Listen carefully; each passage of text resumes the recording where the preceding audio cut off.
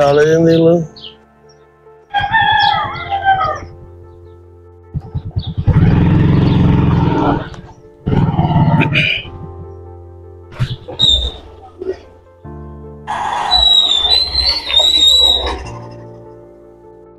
బాబు rapid ఎంత అయింది చూడయా?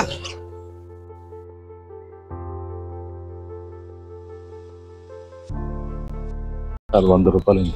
100 రూపాయలు అయిందా?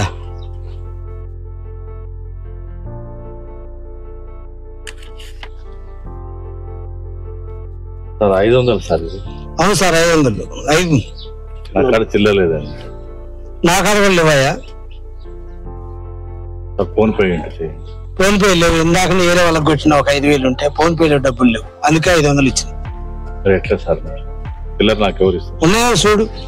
నా కాడ లేవు సార్, ఇప్పుడే మొదట మరి మార్చుకుని అన్నారా? మరి నేను ఇక్కడనే ఉంటా.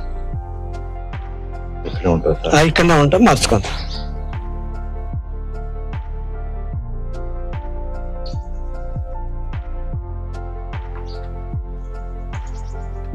ఏంది బాగున్నా బాబా? మార్చమస్తా అంటే అయిపోతుందా? మార్చుకొస్తానులే. ర్యాపిడ్ వాళ్ళు అట్లా చేస్తారా? ఏమో మా ఆడతాం మళ్ళా చిల్లర లేదు బాబాయ్, మరి ఇంకా తప్పదా, మరి ఏం చేస్తాం?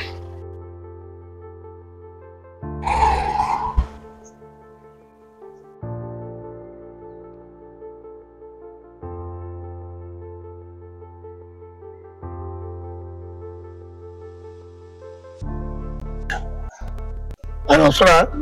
100 రూపాయలకి 500 రూపాయలు ఇచ్చి పంపించినావు. వస్తాడులే. నేను వచ్చేది తిమ్ముకు మొహం తెలియని వస్తా మళ్ళా వస్తాడులే. ఆడిపోలే బాబాయ్.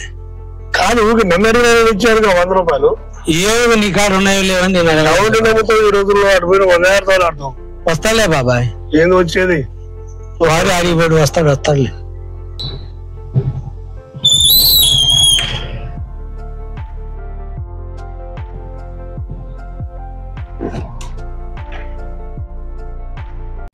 బాబు ర్యాపిడ్ ఎంత అయిందయ్యా? 100 రూపాయలు అయిందండి. 100 రూపాయలు అయిందా? ఇవే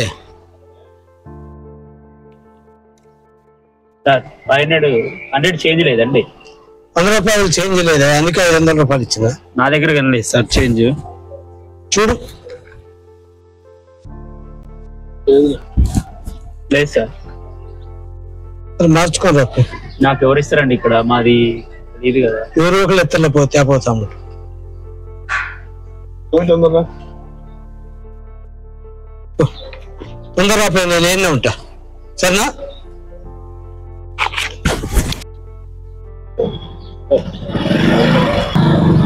రేటుందా? ఏందా ఇందాక ఒక 5,000 ఎత్తి ఆడు వేసుకొని పోయా. మళ్ళీ ఇంకా మళ్ళీ వీడికి కూడా 5,000 ఇచ్చింది కదా లేదా? వాడు పోతే పండి వత్తలే బాబాయ్. ఏంది వచ్చేది? వత్తలే బాబాయ్. చాలా మంది వత్తలే. అది మాట్లాడేటప్పుడు మార్చుకొని పెట్టుకోవాలి. ఏమి చిల్లరలేదు. నన్ను అడగాలి, అడగొచ్చు కదా. ఏమి నీ కాడ ఉన్నాయో లేవని నేను ఏమని అడిగాను. వత్తలే బాబాయ్. ఏమంటాడు? వత్తలే.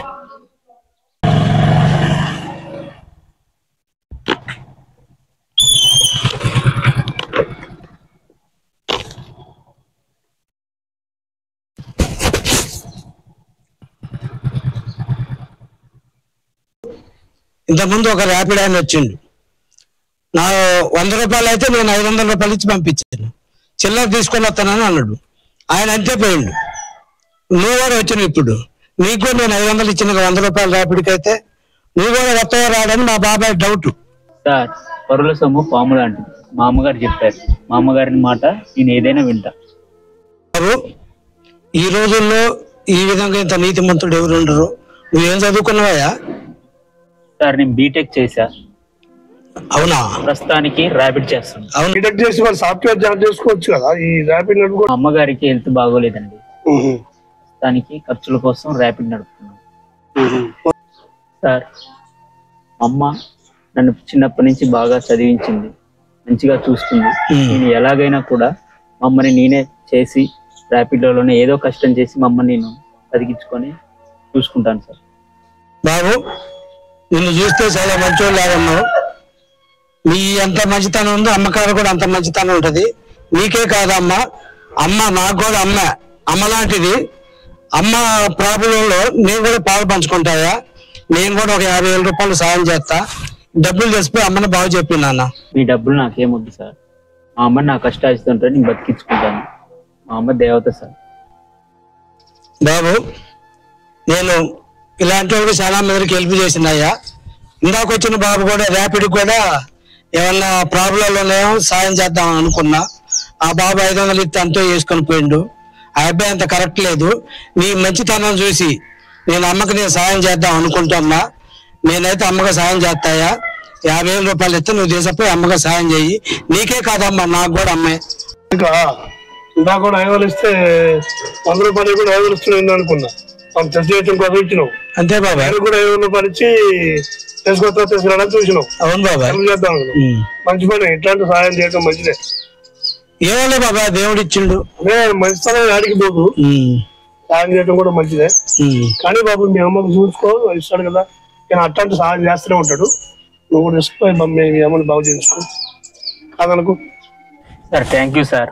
మీలాంటి వాళ్ళు ఉంటారని నాకు తెలియదు. మీరు నాకు హెల్ప్ చేస్తానందుకు 50,000 ఇచ్చి మా అమ్మకి హెల్ప్ చేస్తానందుకు చాలా థ్యాంక్ యూ సార్. చేస్తా, నీకేం బాగలేదు, రేపు హాస్పిటల్. ఓకే ఓకే, సరే అమ్మా. Thank you.